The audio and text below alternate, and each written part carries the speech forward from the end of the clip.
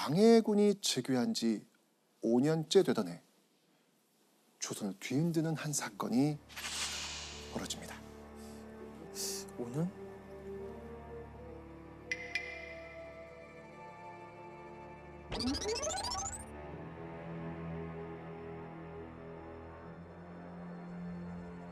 사건의 시작은 1613년 3월 경상도 문경세제에서 벌어진 은강도 사건입니다. 한 무리의 강도들이 문경세제 길목을 지나는 상인들을 죽이고 은 수백 냥을 약탈한 사건이었습니다. 자, 그런데 잡혀온 범인들을 취조하는 과정에서 그들이 깜짝 놀랄 만한 말을 뱉어냅니다. 그리고 이 말로 인해 광해군은 화들짝 놀라게 됩니다. 뭐지? 이렇게 이야기합니다. 은화를 모아 무사들과 결탁한 다음 거사하려 했다. 와, 아, 거사! 영목? 맞습니다. 은상인을 덮쳤던 이유는요, 광해군을 왕위에서 끌어내리기 위한 거사, 바로 그 반역 자금을 마련하기 위해서였다는 겁니다. 그리고 은 강도들이 밝힌 영모의 주도자는 누구예요?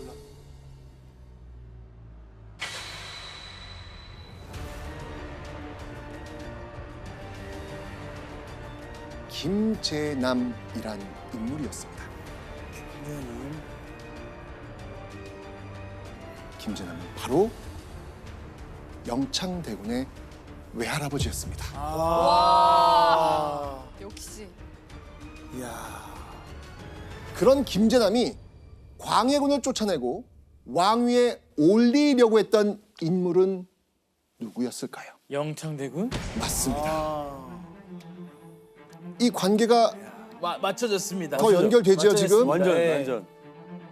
태어난 그 순간부터 광해군에게 큰 위기를 줬던 영창대군은요, 언제라도 자신을 위협할 수 있는 인물로 생각될 수밖에 없습니다.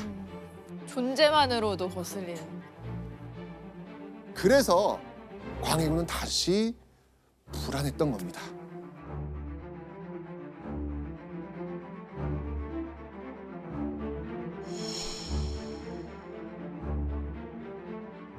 이런 우려가 현실이 된 이때 광해군은요, 영모를 주도한 김제남과 그 아들들을 처형하고 이복 동생 영창대군을 강화도로 유배 보냅니다.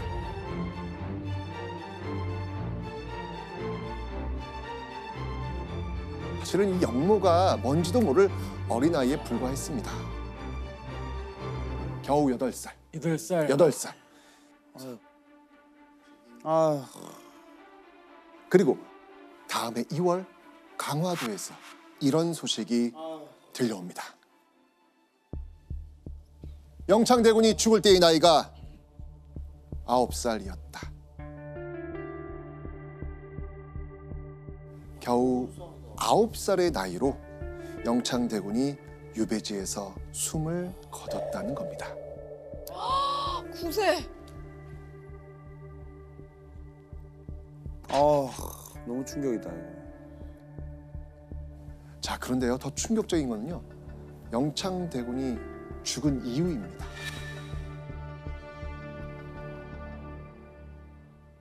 영창대군이 빨리 죽지 않을까 걱정하여 온돌에 불을 떼서 아주 뜨겁게 해서 태워 죽였다.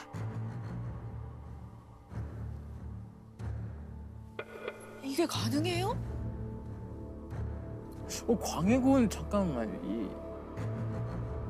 그런데 역시나 영창대군의 죽음을 파헤치는 사건 조사는 이루어지지 않습니다. 형 임해군이 죽었을 때와 똑같았습니다. 은강도 사건 이후 또 다른 목표를 선택한 광해군. 또 다른 목표는 누구였을까요? 궁궐에 나타난 그 순간부터 광해군을 불안하게 만들었던 바로 그 인물, 대비가 된 광해군의 계모 임목대비였습니다. 아까 기억하라고 했던 이 그렇죠. 네. 제가 임목하고 기억하시라고 네. 했잖아요. 영모 혐의로 처형당한 김제남의 딸이자 영창대군의 어머니인 임목대비는 광해군이 설계한 영모 사건의 마지막 남은 관련자이기도 했습니다. 자, 그런데 아무리 영모 사건에 얽혀 있다고 하더라도 광해군이 임목대비를 처벌한 건 이거 결코 쉬운 일은 아니었습니다. 효가 정말로 중요한 이 유교 사회 조선에선 이거는 폐륜이죠, 폐륜. 이거는 상상도 할 수 없는 일이에요. 상상도 할 수 없는 일이에요. 자, 그런데 이런 상상도 할 수 없는 이런 금기에도 광해군은 밀어붙입니다. 그리고 이런 명령을 내리게 됩니다. 지금 이후로는 대비의 호칭은 없애도록 하라. 이게 무슨 말일까요? 그러니까 대비라고 하지 말고 정실부인 아니다. 정식은 아니다. 그냥 맞습니다. 이뿐만이 아닙니다. 광해군은요, 지금의 덕수궁에 임목대비를 유폐하고 그곳을 서궁으로 낮춰 부르라는 명령을 내립니다. 즉, 임목대비에게서 대비의 호칭을 뺏고 오늘날로 본다면 가택연금을 시킨 거예요. 아, 진짜. 조선 왕조 역사상 전무후무한 폐륜 사건이 벌어진 겁니다. 광해군의 공격으로 아버지와 형제, 아들마저 잃은 임목대비. 자, 그런 임목대비가 이제는 왕실의 큰 어른으로서 누려야 할 권리마저 빼앗긴 채 강제로 궁궐에 갇혀 죽은 듯 살아야 했던 겁니다.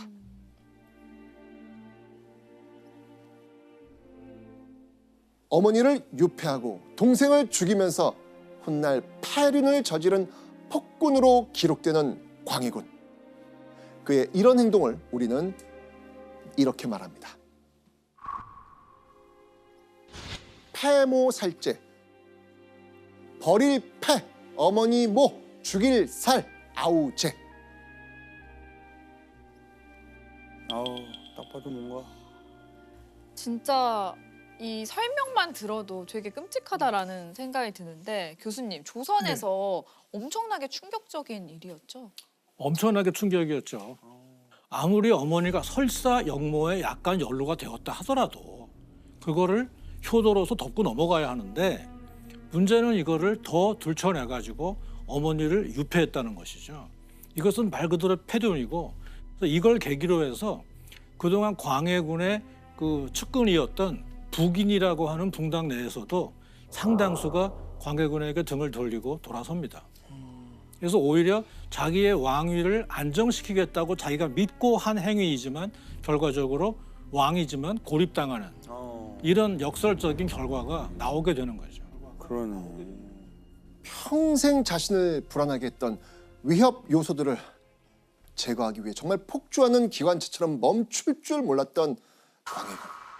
그는 장자인 형과 적자인 동생을 죽이고 어머니마저 유폐시키면서 유교 사회 조선에선 도저히 용납하기 힘든 행동들을 이어갑니다. 자, 그런데 이때 명나라에서 황제가 광해군에게 한 가지 요구를 해옵니다.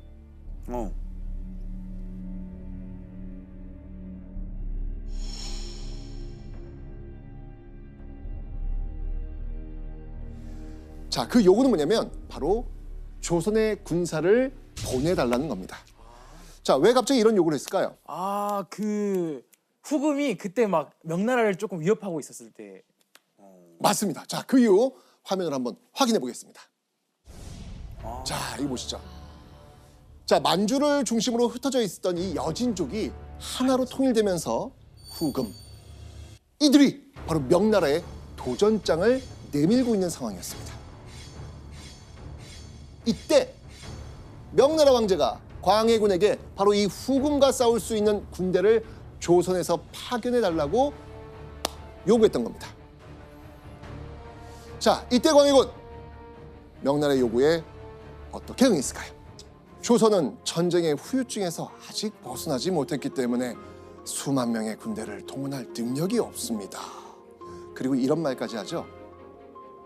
조선 군인들은 실전 경험이 없는 농부들이기 때문에 차라리 압록강변에서 마음으로 응원하겠습니다.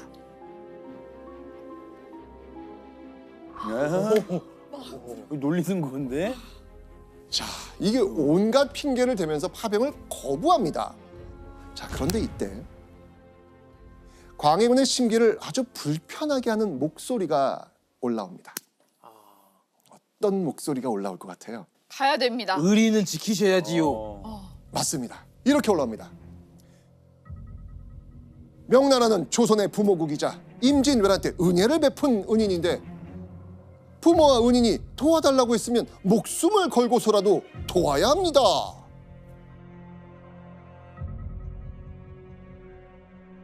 신하들의 입장에서는요, 어린 동생 영창대군을 죽이고 어머니 임목대비를 유폐하고 효를 저버린 광해군이 이번에는 명나라마저 배신해서 충을 저버리려고 하는 거예요. 유교로 무장한 조선의 신료들로서는 왕의 자질까지도 의심할 수밖에 없는 상황이 된 거예요. 아,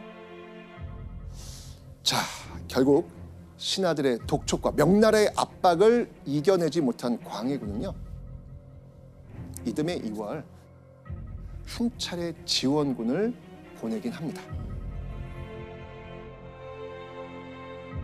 자, 그런데 이때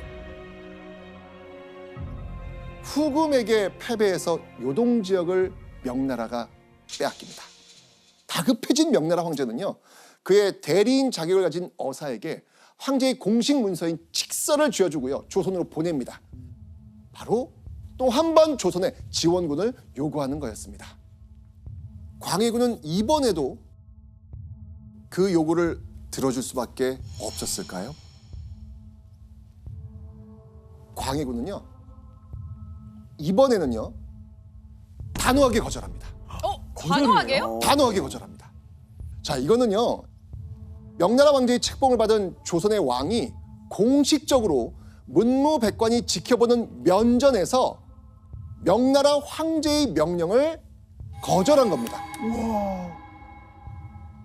어떻게? 이거 완전 엄청난 모습을 지금 보인 거예요. 완전 갈라서는 거네요. 조선 역사에서 이런 모습은 그렇죠. 한 번도 볼 수 없는 그런 모습이 지금 나온 거예요. 어. 광해군의 두 번째 파병 거절 이후 신하들은 어떻게 행동했을까요? 이제는 뭐 더 같이 갈 수 없겠다라고 생각했어요. 효는 좀 참아줄 수 있었는데 이 충은 이거 못 참아. 어. 이 신하들은요, 근무를 거부하면서 조정에 출근하지 않습니다. 신하들로부터 완전히 고립된 광해군. 그런데 광해군은요, 여기서 멈추지 않습니다. 또다시 엄청난 일을 벌이기 시작합니다. 대체 무슨 일이었을까요?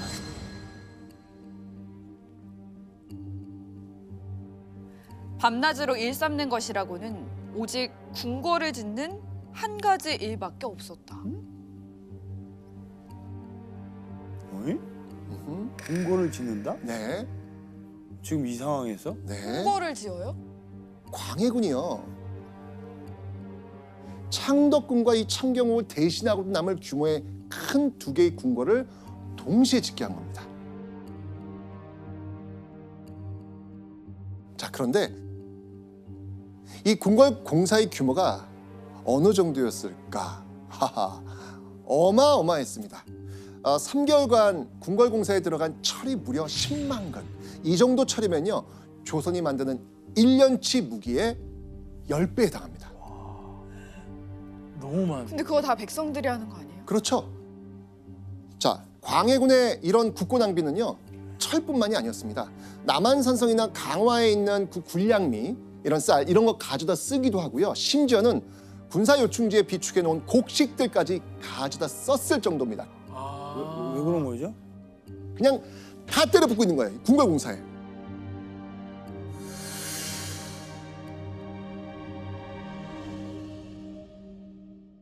자, 그런데도요. 국고로는 도저히 궁궐공사 규모를 감당할 수 없어지니까 광해군은 다른 방법을 마련합니다. 공사의 재료가 되는 것들을 제공하면요. 당상관이라는 고위 관직을 내렸다는 겁니다. 어휴, 고위관직을 줘. 자, 그리고 이런 관직을 가리켜서 이렇게 불렀습니다. 오행당상, 불, 물, 나무, 쇠, 흙, 오행 이 5가지 종류로 얻은 당상관이라는 뜻입니다. 그러니까 목재를 바친 사람, 땅을 바친 사람, 석재를 바친 사람들에게 벼슬을 줘서 온갖 사람들이 당상관이 된 것을 조롱하는 말이에요. 따놓은 당상이다 이게 그런 말인가? 와, 대박! 에? 오늘 왜 이래요? 소름. 왜 무슨 말이에요? 맞아요. 뭐 따놓은 당상이 무슨 말이에요? 따놓는 뭐예요? 따놓는? 이랬잖아. 따놓은 당상 그 말이 여기서 나온 거예요. 아 진짜? 네. 와, 어이, 오늘 왜 그래요, 도현 씨? 너무 똑똑해졌어. 아 천천히 해 형. 어떡하지? 진짜. 위치가 사람을 만든다고 이거 주니까 너무 그러니까. 그 많은 일을 하네요. 네. 맞습니다. 자, 이런 불만이 터져 나올 정도로 이 궁궐공사에 대한 백성들의 불만은요 하늘을 찔렀죠. 대동법이라는 파격적인 제도까지 시행해 가면서 민생을 안정시키기 위해서 정말 노력했던 왕이 바로 광해군이었습니다. 아니, 그런 광해군이 완전히 변해서 이 궁궐공사에 집착했던 그 이유는 과연 무엇이었을까요?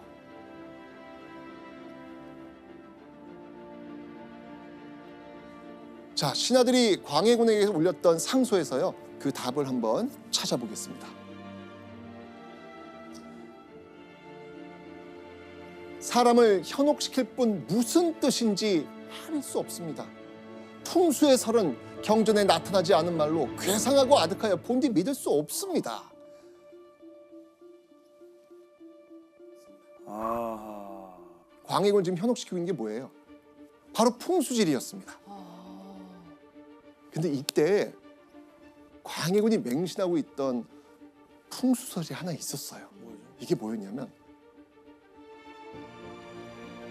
인왕산에 왕기가 서려 있으니 인왕산에 터를 잡은 사람은 앞으로 왕이 된다.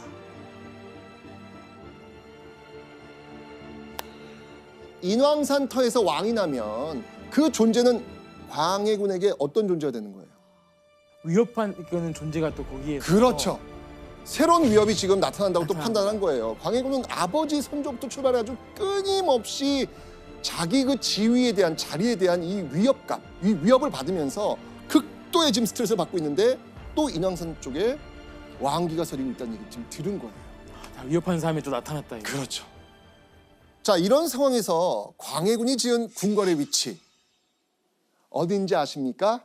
자, 한번 보겠습니다. 자, 오늘날 경희궁으로 불리는 경덕궁, 그리고 지금은 남아있지 않은 인경궁입니다. 자, 그런데 이 경덕궁과 인경궁 요 뒷산, 이 뒷산이 바로 그 풍수설에 나온 인왕산입니다.